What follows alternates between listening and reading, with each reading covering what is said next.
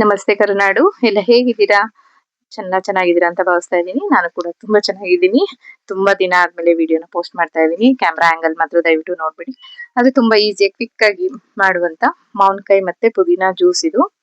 ತುಂಬಾ ಚೆನ್ನಾಗಿರುತ್ತೆ. ಮಕ್ಕಳಿಗೆ ಸ್ಕೂಲಿಂದ ಬಂದ ತಂಪಾಗಿ ಕೊಡೋದಕ್ಕೂ ತುಂಬಾ ಚೆನ್ನಾಗಿರುತ್ತೆ.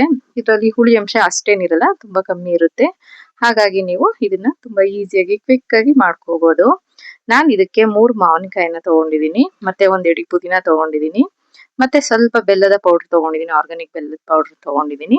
ನೀವು ನಾರ್ಮಲ್ ಬೆಲ್ಲನು ಕೂಡ ಯೂಸ್ ಮಾಡ್ಬೋದು. ನನ್ನ ಹತ್ರ ಇತ್ತು, ಹಾಗಾಗಿ ನಾನು ಅದನ್ನೇ ಉಪಯೋಗಿಸ್ಕೊತಾ ಇದ್ದೀನಿ.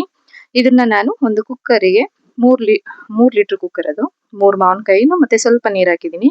3 ವಿಸಲ್ ತೆಗೆಸ್ಕೊಂಡಿದ್ದೀನಿ. ಅದರಲ್ಲಿ ಈ ರೀತಿ ಬೆಂದಿದೆ ನೋಡಿ. ಈ ತರ ಚೆನ್ನಾಗಿ ಓಪನ್ ಆಗಿ ಬೇಯುತ್ತೆ. ಅದೇನೆ ಇದು ಬಿಸಿ ಹಾರೋವರ್ಗುನು ಬಿಡ್ಬೇಕು. ತಣ್ಣಗಾದ್ಮೇಲೆ ನೀವು ಅದನ್ನ ಪಲ್ಪ್ ನ ತೆಗೆದು ಇಟ್ಕೊಳ್ಳಿ. ಪಲ್ಪ್ ನ ತೆಗೆದು ಮಿಕ್ಸಿ ಜಾರಲ್ಲಿ ಚೆನ್ನಾಗಿ ರುಬ್ಕೊಳ್ಬೇಕು, ನೈಸ್ ಆಗಿ ರುಬ್ಕೊಂಡು. ನಿಮ್ಗೆ ಜ್ಯೂಸ್ ಮಾಡೋದಕ್ಕೆ ಎಷ್ಟು ಪಲ್ಪ್ ಬೇಕೋ ಅಷ್ಟು ಪಲ್ಪ್ ನ ಇಟ್ಕೊಳ್ಳಿ. ನಾನು ಹೆಚ್ಚು ಕಮ್ಮಿ 3 ಹಾಕಿರೋದ್ರಿಂದ ನಾನು 2 ಪಲ್ಪ್ ನಷ್ಟು ತೆಗೆದು ಇಟ್ಕೊಂಡಿದ್ದೀನಿ. ನನ್ಗೆ ಎಷ್ಟು ಬೇಕೋ ಅಷ್ಟು, ಯಾಕಂದ್ರೆ ಒಂದೇ ಸರಿ ಮಾಡಿಟ್ರೆ ಹಾಳಾಗುತ್ತೆ. ಈಗ ನಾನು ಒಂದು ಮಾವಿನಕಾಯಿನಷ್ಟು ಪಲ್ಪ್ ಮಾತ್ರ ಮಿಕ್ಸಿ ಜಾರಿಗೆ ಹಾಕೊಂಡಿದ್ದೀನಿ. ಮತ್ತೆ ಅದಕ್ಕೆ ನಾನಿವಾಗ ಪುದೀನ ಸೊಪ್ಪನ್ನ ಸೇರಿಸ್ಕೊತಾ ಇದ್ದೀನಿ. ನಿಮ್ಗೆ ಸ್ವಲ್ಪ ಶುಂಠಿ ಬೇಕು ಅಂದ್ರೂ ಕೂಡ ಸೇರಿಸ್ಕೋಬಹುದು. ನಿಮ್ಗೆ ಅದ್ರದ್ದು ಫ್ಲೇವರ್ ಇಷ್ಟ ಆಗುತ್ತೆ ಅಂತಂದ್ರೆ. ನಾನು ಸ್ವಲ್ಪ ಜೀರಿಗೆ ಸೇರಿಸ್ಕೊತಾ ಇದ್ದೀನಿ. ಸ್ವಲ್ಪ ಜೀರಿಗೆ, ಮತ್ತೆ ನಿಮ್ಮ ಹತ್ರ ಬ್ಲಾಕ್ ಪೆಪ್ಪರ್ ಇದ್ರೆ ಸ್ವಲ್ಪ ಅದನ್ನು ಸೇರಿಸ್ಕೋಬಹುದು. ಮತ್ತೆ ನಾನೀಗ ಸ್ವಲ್ಪ ಸಾಲ್ಟ್ ನ ಸೇರಿಸ್ಕೊತಾ ಇದ್ದೀನಿ. ನಾನು ಬ್ಲಾಕ್ ಸಾಲ್ಟ್ ಸೇರಿಸ್ಕೊತಾ ಇದ್ದೀನಿ. ನಿಮ್ಮ ಹತ್ರ ಇದ್ರೆ ಸೇರಿಸ್ಕೊಳ್ಳಿ, ಇಲ್ಲಾಂದ್ರೆ ಪರವಾಗಿಲ್ಲ, ನಾರ್ಮಲ್ ಸಾಲ್ಟ್ ನಿ ಕೂಡ ಹಾಕೋಬಹುದು. ಮತ್ತೆ ಬೆಲ್ಲನ ಸೇರಿಸ್ಕೊತಾ ಇದ್ದೀನಿ.